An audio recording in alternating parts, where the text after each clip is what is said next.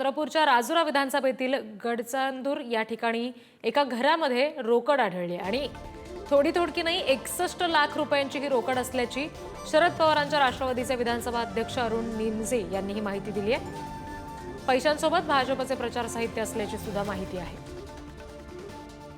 जी नेमकी कारवाई कुठे झाली, कोणाचा पैसा होता, काय नेमकं चित्र होतं?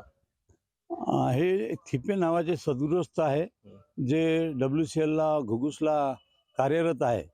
त्यांच्या खाली बंगल्यात भारतीय जनता पक्षाने इलेक्शन कॅम्पेन करता आपले सर्व भाडोत्री लोक तिथे जमा केले होते आणि तिथे पूर्ण त्यांचं पब्लिसिटी सामान आणि हे पैसे सुद्धा त्या घरात होते।